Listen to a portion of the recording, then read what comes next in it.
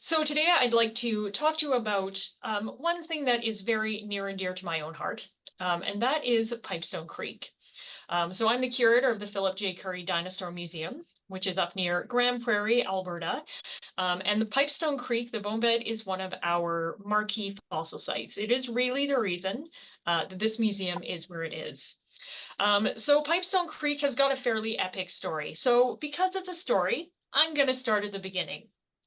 So we're going to go back about 72 million years to the late Campanian period, late Cretaceous.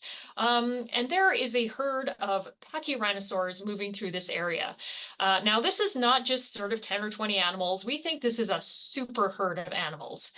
So our current understanding is that these animals might do what caribou do. So for example, caribou live in small groups for most of the year, and when it comes to migration, they come together into these big, ginormous herds of thousands of animals. So we think Pachyrhinosaurs are doing about the same thing.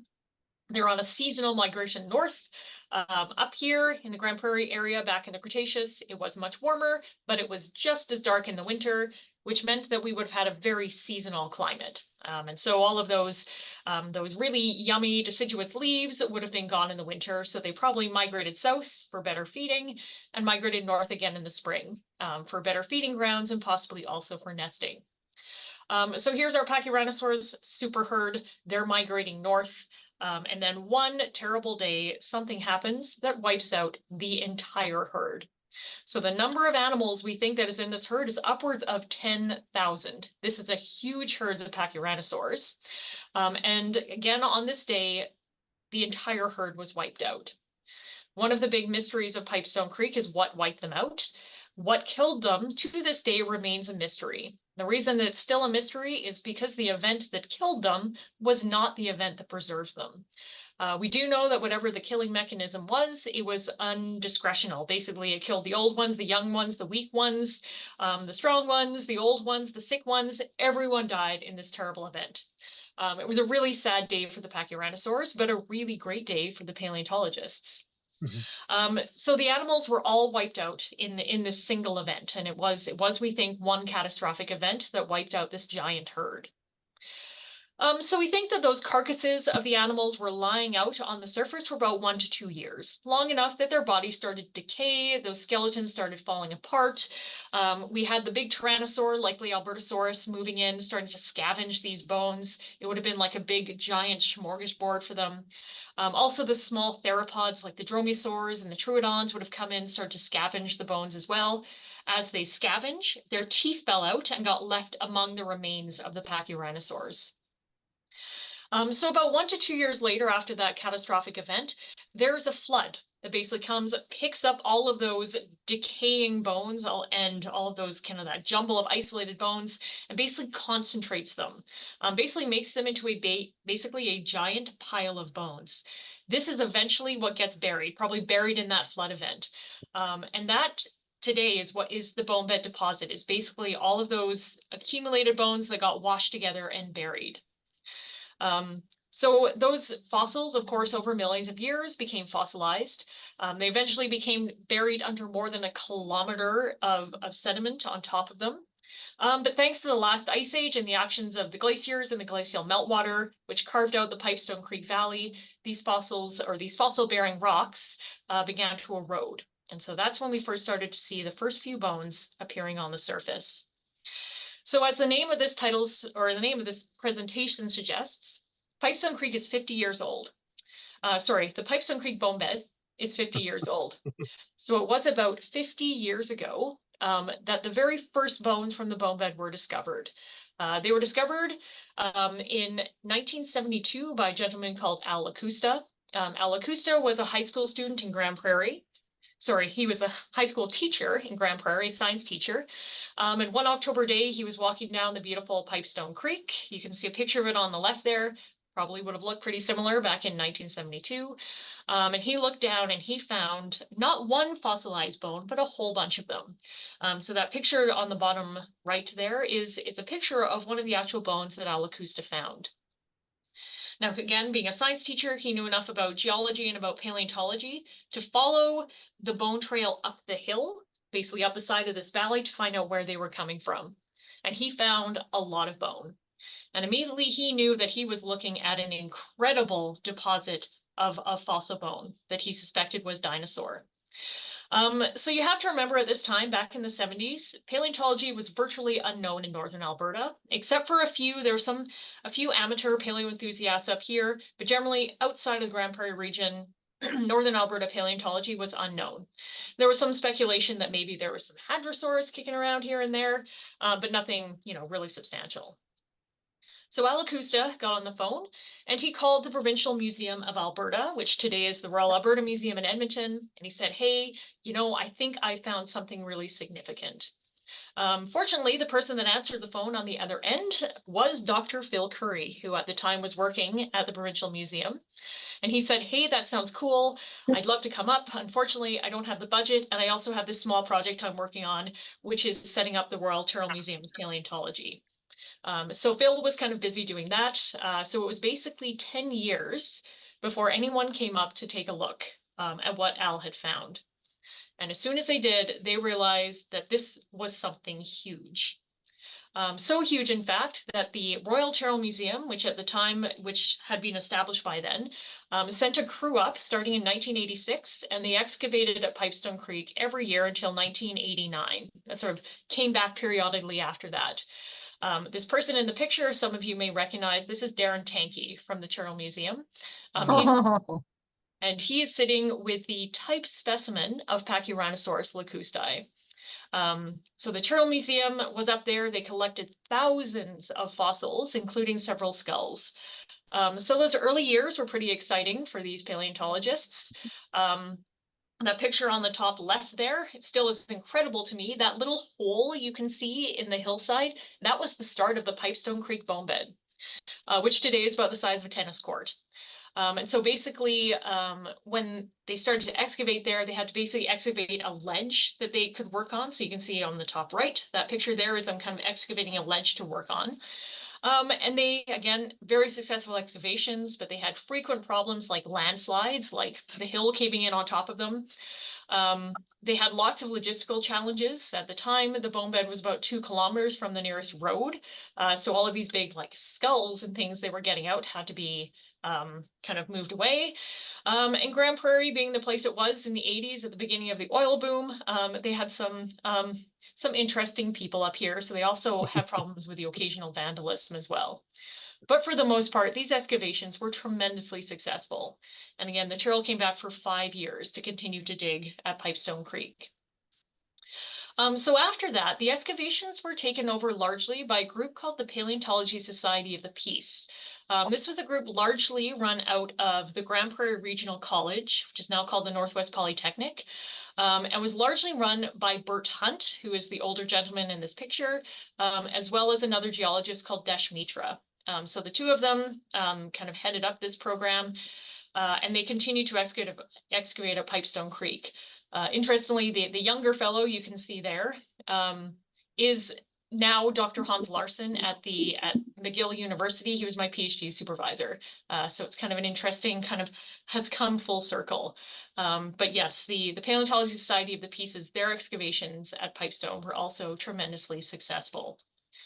Now, by this time, Pipestone Creek had put northern Alberta on the map in terms of paleontology, and more sites were being found in the region, and there was more and more of a call for a center of paleontology research up here in northern Alberta. So sorry, getting ahead of myself here. I just want to mention in 2005, a crew from the Grand Prairie Regional College from their geology department decided to figure out how far back into the hill the Pipestone Creek bonebed went. So they investigated using drill cores. So they basically went from the edge of the valley where the bonebed was, the edge of the bonebed, and they did drill cores up the valley. And whenever they pulled a core up, they would see if it had bone in it. So that picture on the top left there, the darker core, you can see there's kind of a brown sort of smudge in those. That's dinosaur bone. So from those drill cores, they were able to estimate that the bonebed extended for about a squared kilometer beyond the current excavation, a squared kilometer.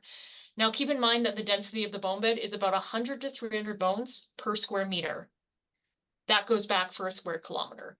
There are probably hundreds and hundreds and hundreds of thousands of fossils in this one bone bed. It effectively will never dry up. So this is an incredibly dense, incredibly extensive bone bed. So as I mentioned, as the years went on, there was more and more of a call for a regional center of paleontology in northern Alberta. And that was when the Philip J. Currie Dinosaur Museum, which is the building I'm sitting in currently, was built. It opened in 2015, and it was largely built to showcase the fossils of northern Alberta. And so this museum and our associates took over the excavation of Pipestone Creek and are continuing to do this to this day. And I literally mean to this day. My colleagues and I were actually out at the bone bed earlier today. So it is the Pipestone Creek bone bed is the reason the museum is where it is. But now we have many, many other fossil sites from this region as well. So Pipestone Creek, I'll just want to mention this before I get into more of the kind of the science aspect. The Pipestone Creek bone bed is a very important tool for public outreach and education at our museum. So we do run a guided excavation at the bone bed. We call it Paleontologists for a Day. So if you wanted to come out and spend a day in the bone bed with us digging up Pachyrhinosaurus, you could do that through this program, Paleontologists for a Day. But we also host many tours for school groups, for day camps, for special interest groups, and for the public. So basically, anyone can walk up to the bone bed and see us working there, which is actually really unique. There's very, very few places in Alberta and in Canada where you can actually come and work with paleontologists in a bone bed situation. So what has Pipestone Creek taught us so far? So the answer is a whole lot. Pipestone Creek is a very, very important scientific location. So the first thing it taught us was about the animal that is in the bone bed. So the animal that is in Pipestone Creek is called Pachyrhinosaurus lacustae.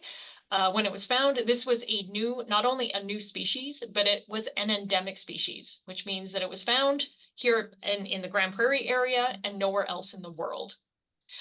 So to put that into to put our species into its family context, there are 3 other known species of Pachyrhinosaurs. There's one from southern Alberta, which is slightly older, also slightly larger. It's called Pachyrhinosaurus canadensis. There is some evidence that we also get Pachyrhinosaurus canadensis up here in the north as well. And there is a much younger species from Alaska called Pachyrhinosaurus peritorum.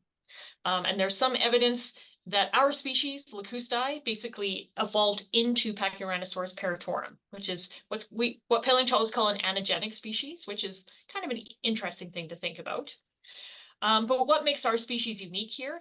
So Pachyrhinosaurus lacustae has 2 major things that makes it different. So firstly, it has a big bony bump over its nose that's called a boss. It's called the nasal boss. It also has a big bony bump over its eye, which is called the orbital boss.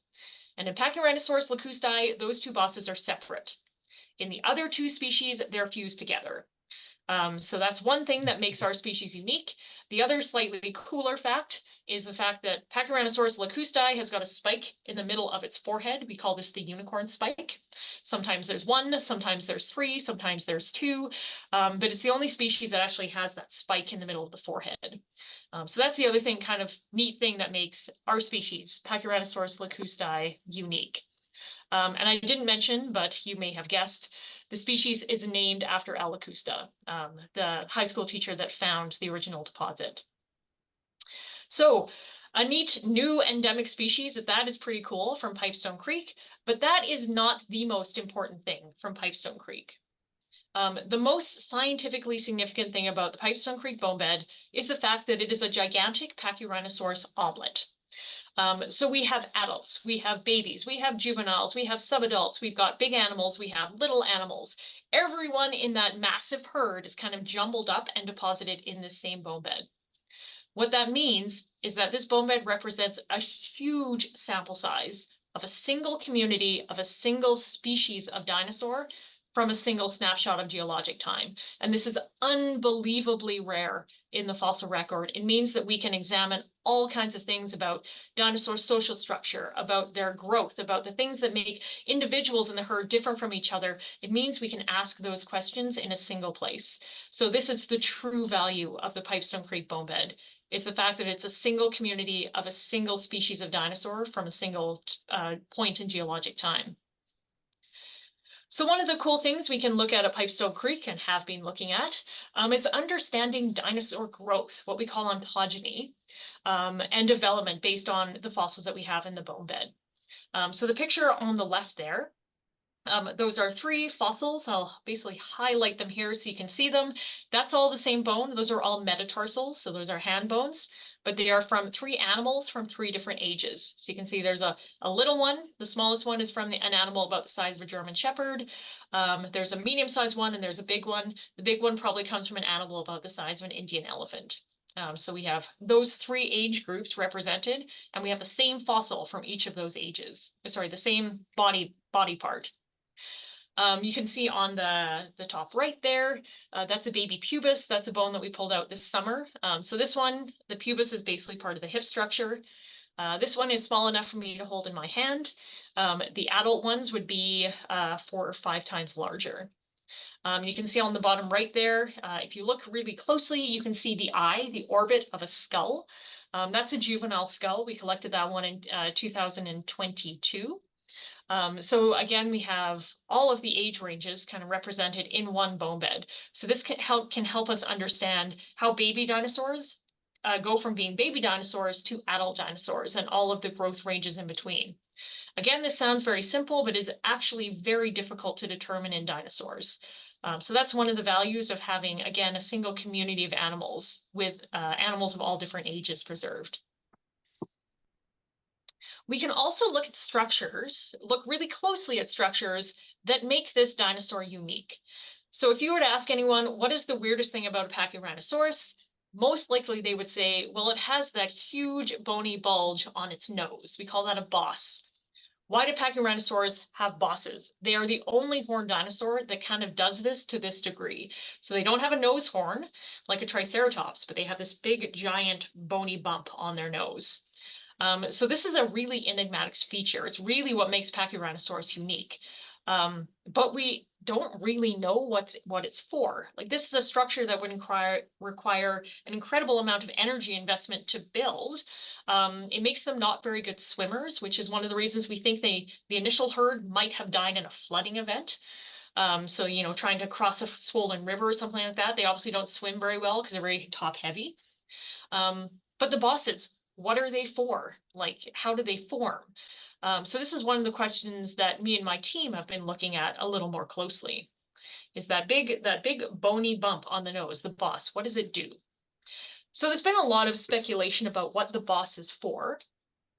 Initially, it was thought that the boss might have been the base for a gigantic horn, similar to a rhino. So if you've ever seen a rhino skull doesn't actually have a nose horn. It has the base for the horn, but the horn itself is made out of basically cemented hair. So it was thought for a while that the boss of a Pachyrhinosaurus was the base for one of these gigantic horns. We now know that that is probably not the case. They didn't have a nose horn. They just had this big bony bump. So as I mentioned, growing a boss is takes a huge amount of energy. Would have made them very top heavy. So some people have suggested, well, maybe the boss is useful for ramming each other. So you think how muskox will like kind of run at each other and then bang their heads together. Cool idea. Unfortunately, Pachyrhinosaurs basically don't have the neck structure for that. If they did that, they would basically break their necks. So they're probably not headbutting. What they might have been doing is kind of locking their bosses and sort of shoving each other around. You can think of it as kind of like an epic like sumo wrestling battle. So they might have been doing that. The boss might also, in fact, is likely to have been a display structure. So, you know, for the males to kind of show off to the females, you know, for the females to maybe establish dominance, you know, if she's got a bigger boss, she's a stronger animal, something like that.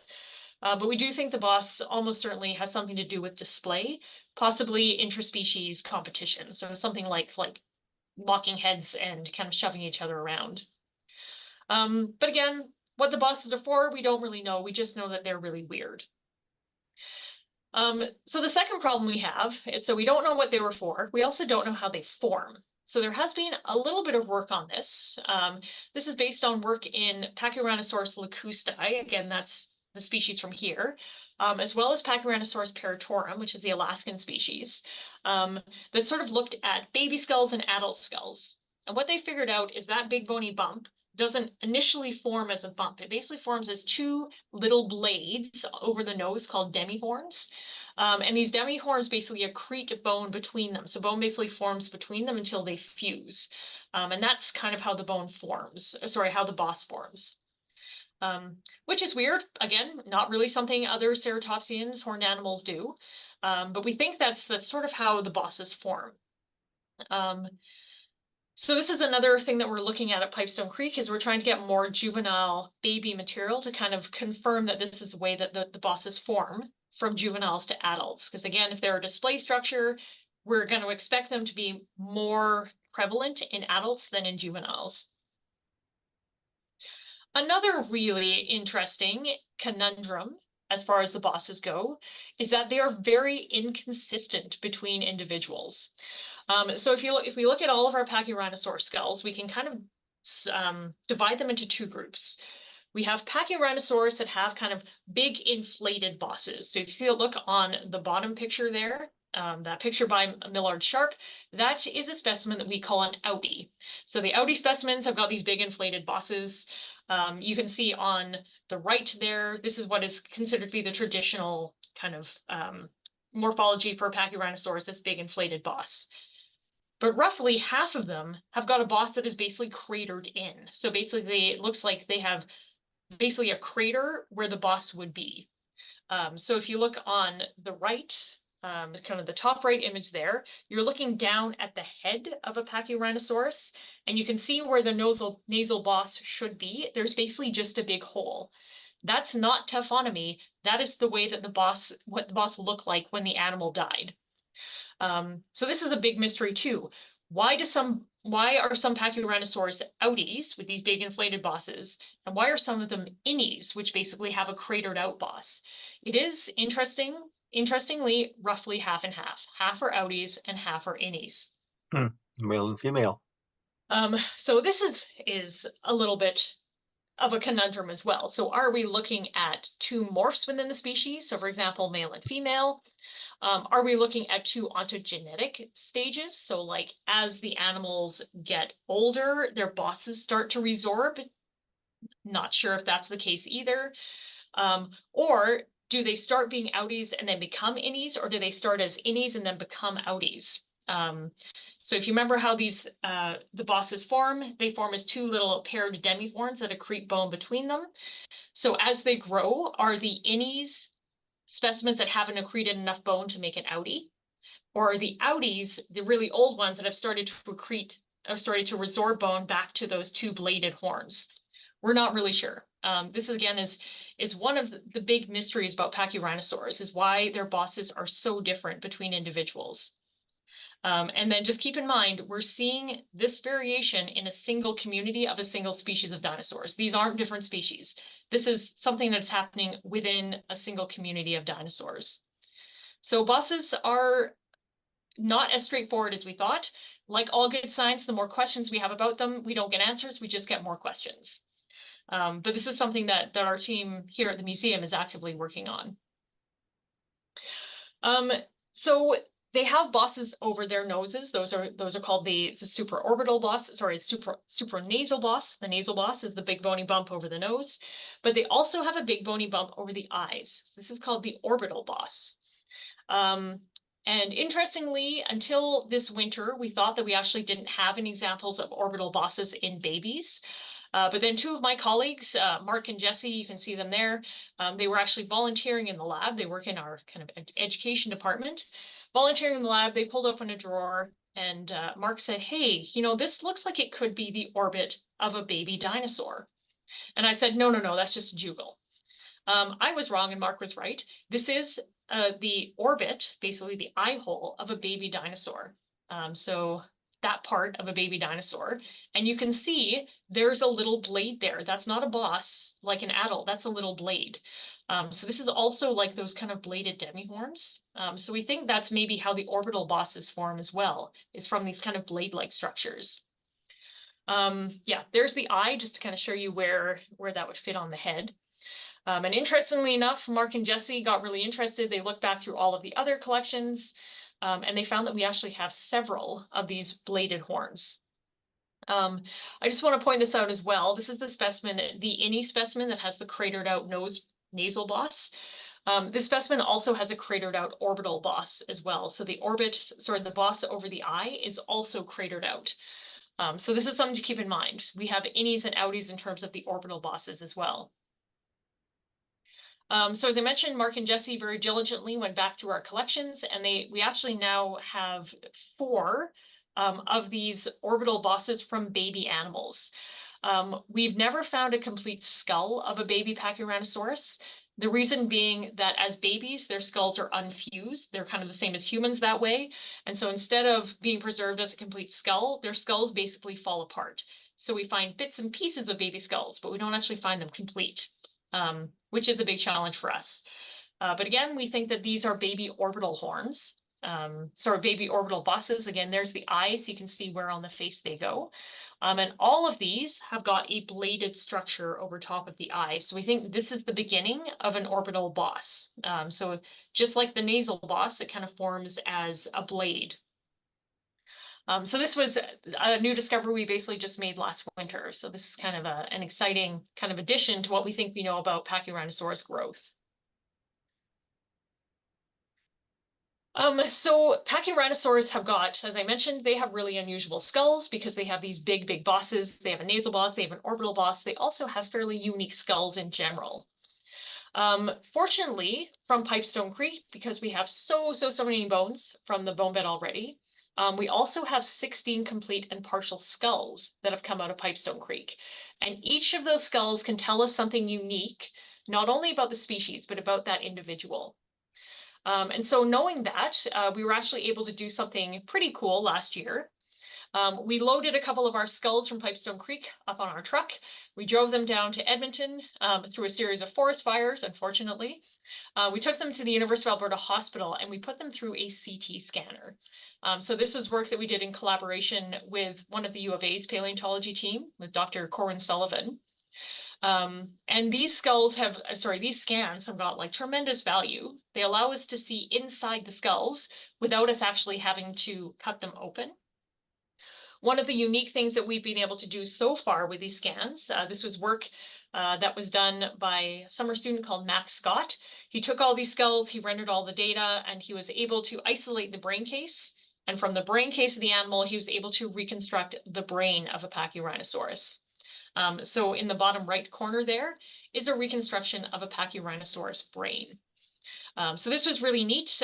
What the brain allows, the reconstructed brain allows us to do is to look at regions of the brain that are better or less well developed relative to other horned dinosaurs, as well as to other dinosaurs in general. So one of the neat things about the brain reconstruction was that we found that the area of the brain that focuses on eye stabilization, so basically an animal's ability to focus on things, one individual thing, was actually fairly well developed in Pachyrhinosaurs. Interestingly, this is something we see in a lot of herding animals. So we think that Pachyrhinosaurs were actually really good at being able to recognize individuals in their herd. So if you can imagine, you live in a small herd, but you come together as a super herd during the time of migration, being able to recognize, mom, dad, your cousin, your Aunt Betty, the guy down the street who you never want to see again, being able to have those recognitions is going to be really important for you as a herding animal. So that was one of the interesting things that came out of the brain reconstruction. This is work that we are. This is work that we're continuing to do, is to continue to look at these internal brain scans to see what else they'll be able to tell us. Interestingly, just going back to the idea of those orbital bosses, on the left there is a skull of Boswell. That's one of the big skulls that we have in our museum here. If you look really closely at the CT scan, we were actually able to find that underneath the orbital boss, underneath that big bony bump over the eye, there was actually a cavity, basically. What do we scientifically call it? There's basically a sinus underneath that big orbital boss, which is interesting because we've seen that in some other specimens as well. So on the right is a specimen we call mini boss. That was that juvenile skull that I showed you a picture of a few slides ago in the ground. So mini boss, there is the eye. You can also see it on Boswell on the left there. And just over the eye, you can see that sinus under the orbital boss. So this is interesting. Again, we're not really sure why they have a sinus there. But that might have something to do with the fact that the orbital bosses sometimes get cratered in. They're basically moving into that sinus. So that's another really interesting aspect of Pachyrhinosaurus growth. And again, we're still just kind of figuring out why these animals do that. Again, they have these really, really unique crania, these unique skull structures. So we're just starting to like kind of scrape the tip of the iceberg in terms of why they might have some of these features. The other thing that Pipestone Creek allows us to do, because we have, again, it's Pachyrhinosaurus omelet, we have the old ones, the young ones, the weak ones, the sick ones, the big ones, the small ones, the subadults, the juveniles, the teenagers, everyone is kind of preserved in this one bone bed. We can understand something about social structure in these animals, as well as morphological variation. Basically, what makes an individual Pachyrhinosaurus in a herd different from another Pachyrhinosaurus in the same herd? These are actually really important questions to ask in dinosaur paleontology, and there's very few places you can actually ask them. So Pipestone Creek is one of those places. So this is, we're actually really excited about this. This is some of our most cutting edge research that we're doing at the museum. And this has to do with what's called individual variation. So individual variation is what makes one member of a community different from another. So for example, if you think of the people that you work with or you go to school with, you instantly recognize other people. They might have different hair color, different eye color, they might be different heights. All of those things are what are called individual variation. So we think that dinosaurs, particularly dinosaurs that lived in herds, had some degree of individual variation, something that made individuals different and recognizable to their family, their friends, their enemies. So one feature of the skull that is highly variable in horned dinosaurs is what is called the parietal. So the parietal is part of the skull, and in horned dinosaurs, it basically gets really flat and elongated and makes up the head frill of these dinosaurs. So the back of the frill is there's often horns that project out the side. Different horned dinosaur species do all kinds of weird things with their parietals. So that picture there on the right, that's Styracosaur. So Styracosaurs have these huge, long parietal horns that come off the back of their parietals. So a whole bunch of different species of horned dinosaurs have done all kinds of different things with their parietals. In Pachyrhinosaurus, so that's the kind of the image in the middle, you can see that that's a Pachyrhinosaur looking like kind of head sort of top down at the skull. So you can see the orbital boss there, then the nasal boss, the orbital bosses. Then you can see Pachyrhinosaurs have got basically two horns that stick out the side and two horns that cross over in the middle. So the two horns that cross over the middle are called the P2s. The two horns that cross over on the side are called the P3s. And so one of the interesting things with parietals in Pachyrhinosaurs is that, first of all, we have a whole ton of them in the bone bed. In the past 3 years, my team and I have found 14 isolated parietals, 14 of these kind of back of the frills with the horns on them. And what is really interesting is that no two are the same. Even though they come from the same community of the same species of animals, there is a huge amount of individual variation in those parietals. So this is kind of what that looks like. So all of these images here, these are all Pachyrhinosaurs from Pipestone Creek.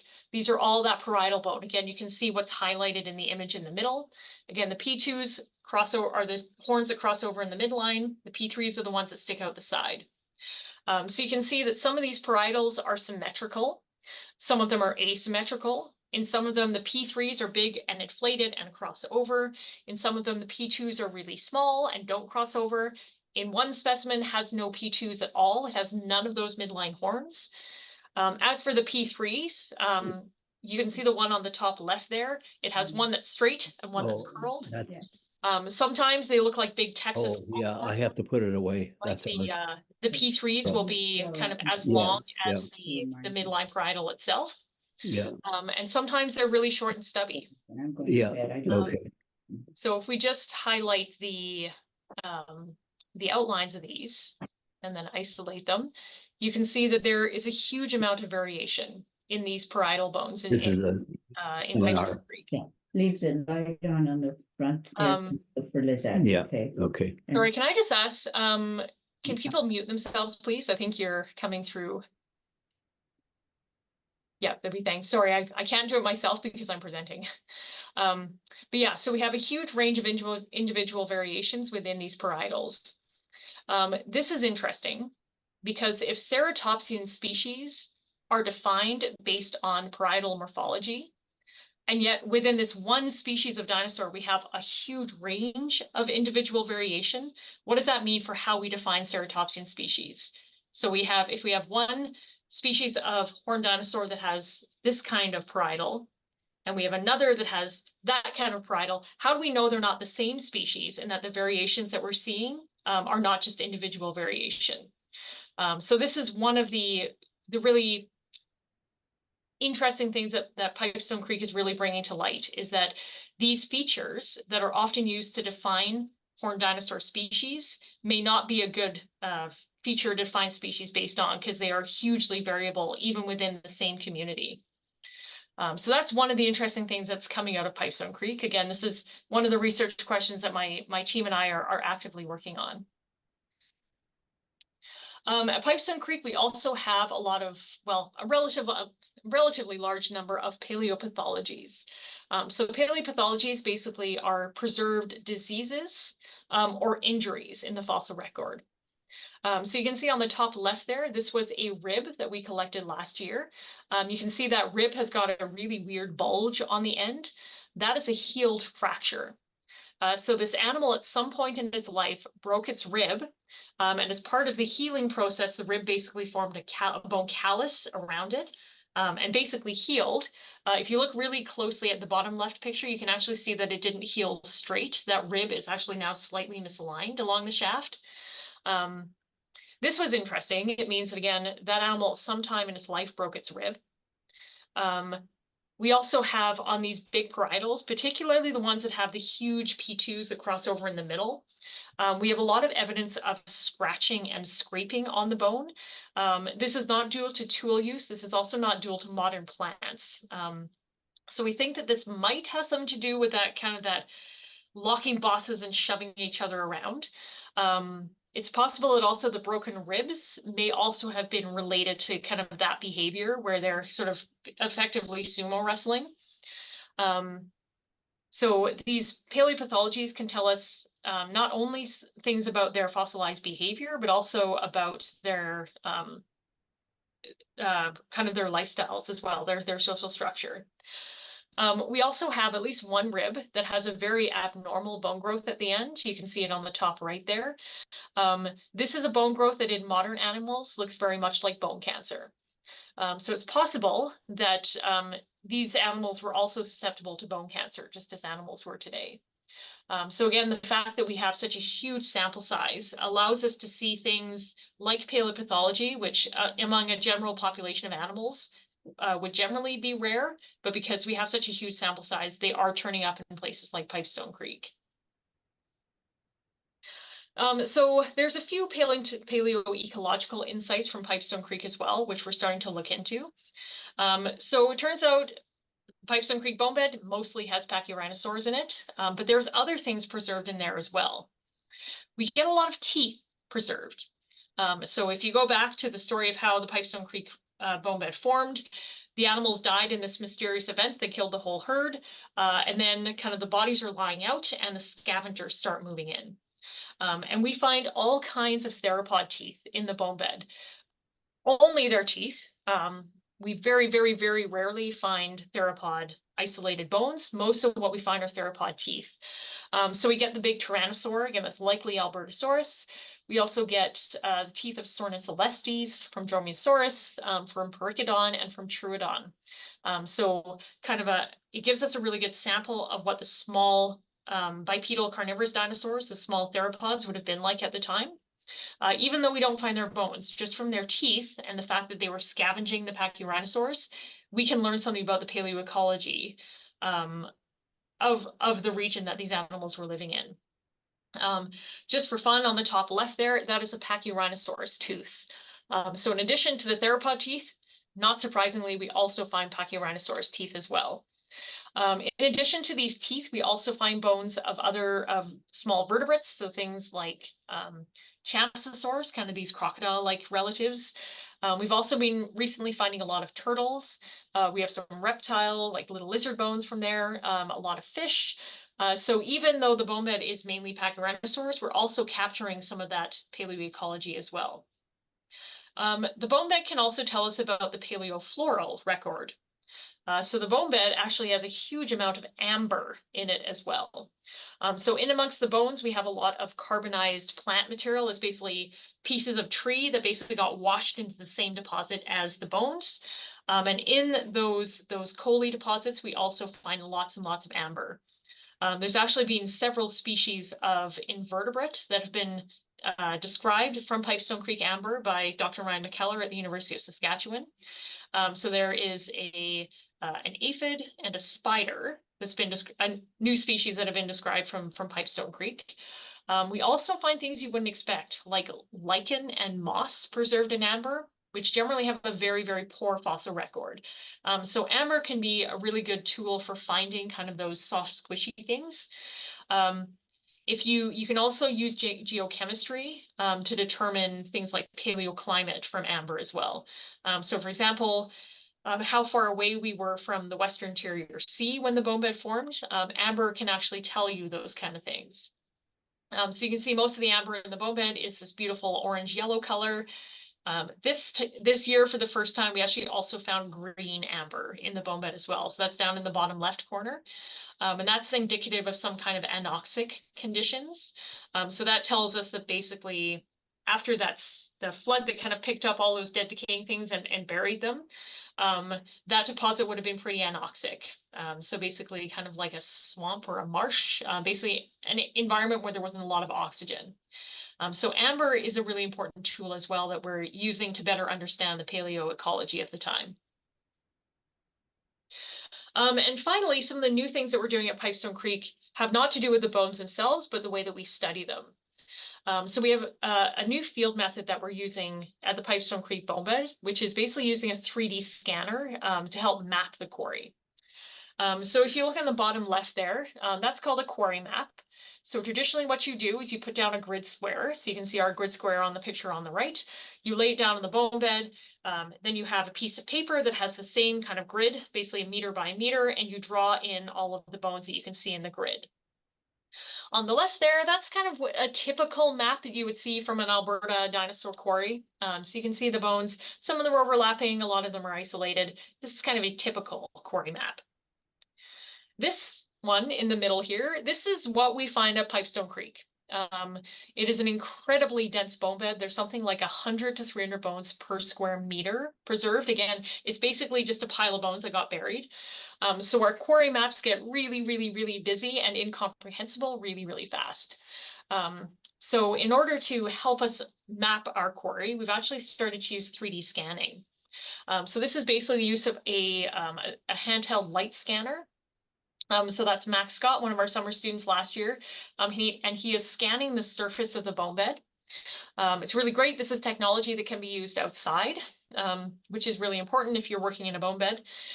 So as he's scanning, you can see on the laptop there, we're getting a 3-dimensional picture of the bone bed appearing as the scanning is being done. So this allows us to capture details in 3 dimensions that we can't do with that traditional grid square method. So we're hoping that this is going to revolutionize our kind of quarry mapping techniques and how we document which bones are in the bone bed. So we're really excited about this. We just started to use it last year, so it's kind of new to us. We're still working out the kinks, but this could be an incredibly powerful tool that we're starting to use. And then just to finish up here, just some exciting developments that have just started to happen in the bone bed. So on the picture on the left there, that was August last year. We were digging the bone bed again. This is a pretty typical density. Again, we're looking at bone on top of bone on top of bone here. And last year we noticed, towards the beginning of the summer, we had what basically looked like a fossil tennis ball. So that's it there. You can see it kind of in that red circle, that's a bone called a basioccipital. That's basically the trailer hitch for the head. That's how the head articulates with the neck. That got us really excited because we thought we might have a brain case. Again, that trailer hitch is basically attached to the bone that houses the brain. So we're like, great, we have another isolated brain case. So we have relatively recently, within the last sort of 10 years, there was a brain case that was an isolated brain case that was collected. We thought this is great. We might have another one in the bone bed. Towards the end of the summer, we were starting to like pull all of the bones out of the bone bed. Again, the bone is layered on top of bone on top of bone. It wasn't until we pulled off several layers of bone that we realized that that brain case was not isolated. That brain case was actually attached to a skull. So this was October 2023, last year. You can see that kind of that big fossil tennis ball, basically, kind of right in the middle of the image there. And then it is actually attached to a skull. So this was the first skull that's been found in the bone bed in 16 years. So we got really, really excited about this. Unfortunately, it was October. And it was already threatening snow, so there was no way we were going to have time to actually excavate this skull that year. So what we did is we put a cap jacket on it, we buried it, we came back this year, we pried up what's called the cap rock, the hard layer of rock on top of the bone bed away, and we started to work back towards the skull. So this picture here on the left, that was from July this year. And you can see the cap jacket, kind of that white plaster. That's what we put on the skull to protect it over the winter. Jammed in behind that skull, there were more than 300 bones jammed right up against the skull. So it has literally taken us all summer to clear the skull, enough that we can actually excavate it. So again, there's the highlight of the skull. You can see all of the concentration of bone all around it. So this was last week. This is my colleague Jackson, who is our head technician. He's kneeling beside the skull, which we call Big Sam. And there's an outline of the skull. The skull is actually flipped upside down. So the palate, the roof of the mouth is basically facing up. You can see the nasal there, the orbital. There's that big bony tennis ball, the basioccipital. And so we are getting really, really, really close now to be able to flip it out. In fact, this was earlier today. So we are hoping to flip the skull out of the ground next week. Again, the first skull found in Pipestone Creek in 16 years. So we are pretty excited about this. And so one final thought to kind of leave everyone up with is, why do we continue to collect the Pipestone Creek bone bed? To date, there's been over 7,000 fossils that have been collected from the site, including 16 complete and partial skeletons. Some people might ask, why do you keep digging there? What is the point? Like, don't you have enough fossils? And the answer is no. Every year we go back to the bone bed, every year we collect more, and every year we have more questions that we need to answer. So the bone bed continues to tell us important things about this animal and about horned dinosaurs in general. So because it does represent that's a single community of a single species from a single period of geologic time, this is an unparalleled opportunity to study things like the morphology of the animal, individual variation, the growth of the animal, their social structure, their paleobiology. These are questions that we can't really study anywhere else in the world. So Pipestone Creek is really unique. And it also continues to tell us about the Campanian world, about the late Cretaceous world from this part of Alberta, as well as more about the epic story of these animals. Again, we still don't know what killed them. So we would love to answer that question and so many more. And so with that, I would like to thank you all for listening, as well as to my amazing team here at the Philip J. Currie Dinosaur Museum, and to all of the volunteers and the stakeholders that have continued to support us over the years. And with that, I'd like to thank you again. I'm going to stop sharing my screen here. And I think we have probably some time for questions, maybe 10 minutes or so. So yeah, if you have questions, I guess you can put them in the chat, or if you prefer, you can unmute yourself and ask them directly. I have a question, Emily. I'm not sure if it's answerable or not.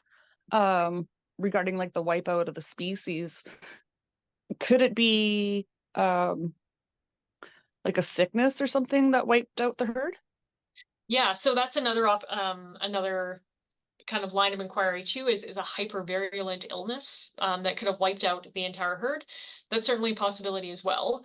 The leading theory right now is that they died in some kind of flooding event, so that they were, trying to cross a swollen river, or maybe they got caught in a flash flood or something like that. The rationale for that is that that's basically just the way that large herds of animals get killed today. But we don't really know. The other option potentially is a big forest fire, so they're not like in the flames, but they could have been caught in all of those, the toxic smoke and that kind of thing. So again, we don't know. We're still looking for ways to be able to ask that question in the bone bed. But yeah, hypervirulent disease is definitely another option as well. Thanks.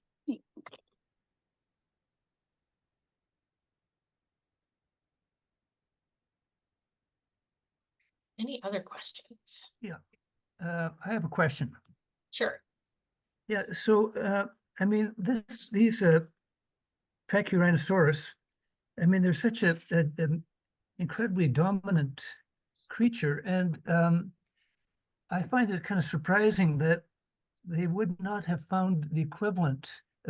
Wouldn't have found them in kind of the same age sediments elsewhere, except as you mentioned, just in Alberta. So they haven't found them, for example, further south in, for example, Colorado. They haven't found them in equivalent beds in Argentina or China. And so, what do you think was happened? Did you have a kind of a unique ecosystem that kept them kind of in a relatively isolated area? Do you have any thoughts about that? Yeah, the interesting thing about Pachyrhinosaurus too that I didn't mention is they are a northern species.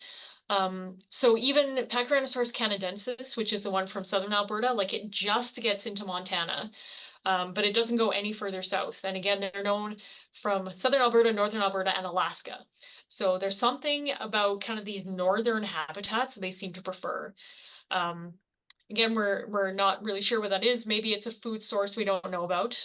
So part of my work is also trying to establish the paleofloral community up here. Maybe this is just where their preferred food grew. Maybe they have preferred nesting areas in the north. Maybe it's predator avoidance. We're not really sure, but they do again seem to specialize in these northern latitudes. But yeah, good question. Yeah, Emily, it's Howard here. What's the taphonomic condition of these bones? Are they like tumbled down a river, or are they really beat up, or are they? I guess they can't be if you get complete skulls. Is there any evidence? Like, can you tell, how long they've been exposed to like fluvial erosion? Yeah, good question. So the answer is there's a range of preservation. Like some of them are in exquisitely well preserved. And some of them are, we get like just bone nuggets that have been kind of look like they've been rolled, like 3 kilometers down a river. So there actually is a really big range. We think the range has to do with kind of when that flood came in and picked up all of those bones and basically just concentrated them. Some of them would have been close by the area they eventually ended up, where some of them would have been washed from a greater distance.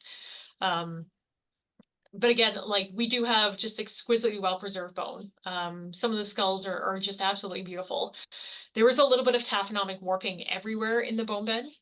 So we get a little bit of squishing, a little bit of crushing. But in terms of wear from erosion prior to being fossilized, we don't actually see a lot of that. I wonder, could that big variation in rounding and weathering, could that possibly indicate that it's not a single event?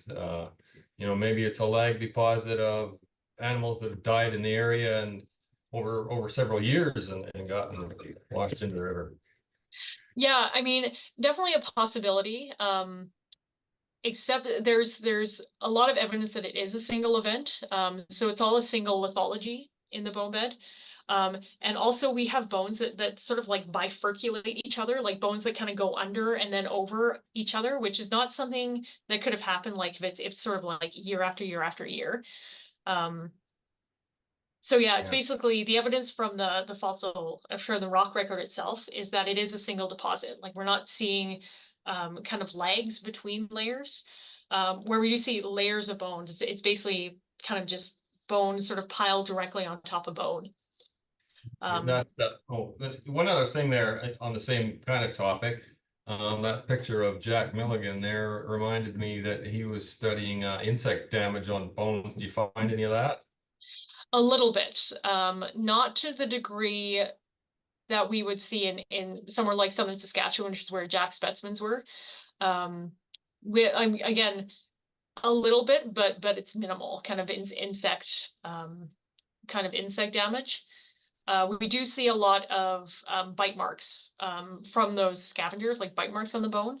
But we think that they basically were not kind of lying close to the surface long enough for sort of like insects to start colonizing or plants to start colonizing and their roots to start kind of growing through. So it is a different kind of deposit than what Jack was looking at in Saskatchewan. But yeah, good question. But he's maybe looking at actually doing a PhD up here on the bone bed to kind of investigate that a little further. Okay, thanks, There's Emily. a couple of questions online too, Emily, Yeah. Actually, in the sorry, chat carry there. on. If you can read it, that's fine. Okay. So Anita's asking, how do you keep the bone bed safe if people can walk up to watch? Excellent question. So the bone bed is open to the public. We do have a gate that we can close when we're not there to secure it, so that people come up when we're there and not when we're not there. We also have surveillance out there as well. We've got some cameras and things like that. And so it is kind of a risk to have it so open to the public. But we have not really, touch wood, had any issues with vandalism since the bone bed like really became known as a site. I think the idea is that people now know that it's there, people know about it, it is under surveillance. So I think the tendency to go and vandalize or steal things is a little less. But yeah, you're right. So we basically we use surveillance and we have kind of gates that we can close and open when we want to. Question here about, has there been an increase in frequency of non-Pachyrhinosaurus bones as you dig into the bone bed? Or is it the same amount throughout the bone bed? Really good question. So the dinosaurs, in terms of the dinosaurs, we are still just finding Pachyrhinosaurus bones and theropod teeth. From the theropods, every now and then we find a new theropod, like we just found Pachyrhinosaurus, which is a small theropod from the bone bed. We just found one of their teeth this year. Sale tomorrow? Yeah, if you want to go. Sure, just Saturday. We got this. Interestingly, Yeah. Pachyrhinosaurs are common in the bone bed. Outside I of the have bone to bed, go they're really to rare. So outside of the bone bed in tomorrow, North Alberta, most of what we plant collecting are in my talk. Okay. Pachyrhinosaurs. Or And I we wanna can hear you go- talk if you don't mind muting Go yourself. there leave here about 3:45. In the afternoon. Yeah. To go do the pump. Okay. Thor, we can hear you talk. Oh, I think he's muted now. Thanks. So Henry asks, healed ribs may not be due to contact due to aggression. We see this injury in accidents, wildlife today, etc. Yes, so for sure, absolutely, that animal could have just broken its rib another way. Absolutely, that's a possibility. It's just one of the theories is that, maybe they're doing this in interspecies concept, and that was part of breaking their ribs, but absolutely, they could have broken their ribs other ways too. So again, it's just, just is one part of the theory, but they could definitely be doing other things too. There were probably clumsy Pachyrhinosaurs out there. I have a question. This is Teiko again. It's more of a kind of a business question, but you've collected already 7,000 samples or 7,000 fossils, and so where do you store them? And another question is, at the rate you're going, probably, if you imagine how much you're going to be collecting in the next decade, maybe, I guess you're going to have to budget for some kind of a significant storage facility. Any comment on that? Oh yeah, for sure. So the Pipestone material is basically split in between three places. So the Tyrrell Museum has a huge bulk of it. Again, they were the first institution that was collecting out there. So they have a big portion of Pipestone in their collections. There's a smaller portion at the University of Alberta in Edmonton. because they're also very involved with paleontology work in Northern Alberta. And the kind of the third part is here at the Philip J. Currie Dinosaur Museum. Because we are a newish museum, like we're not even 10 years old yet, we haven't filled up our collection space. We're working really hard at it. But we still have space for at least another 5 or 6 years of collecting at Pipestone. But you're right. At some point we are going to run out of room, especially if we keep collecting skulls. So that's definitely a consideration, certainly for the future in terms of kind of what we need as a museum going forward. Okay, thank you.